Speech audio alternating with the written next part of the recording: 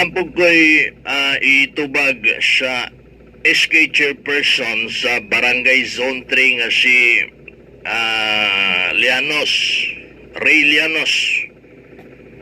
Alam ko itubag ni mo diha, sir, na-interview ta ka, no, diri sa ato ang programang Ronda Probinsya sa Charm Radio Live.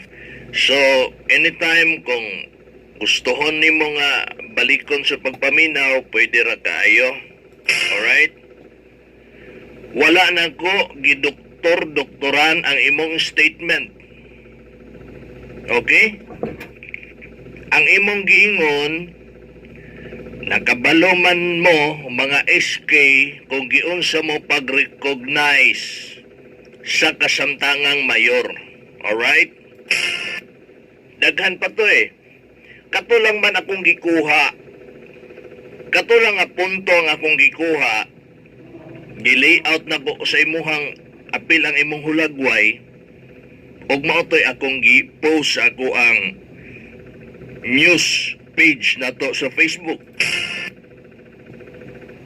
Wala ko man nagidoktor-doktoran.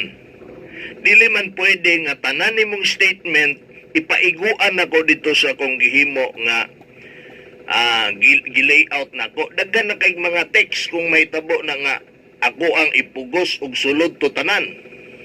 Gi-shorten lang nako para nga hapsay lang tawon og ang punto lang ang atong gikuha. Nya misulti ka nga na-recognize mo. Kana man lang akong punto nga gikuha. May lang unta og niingon ka dito nga wala mi gi-recognize. Unya nagbutang ko dito nga gi-recognize mo. Kana gidoktora na.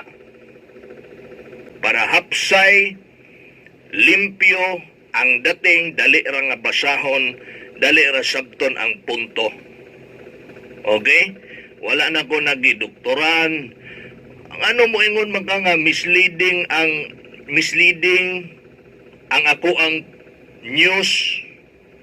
Wala nimo nagisulti sa imuhang sa interview nako nimo. Ang punto man lang akong gikuha. Shorten lang to siya, SK Llanos.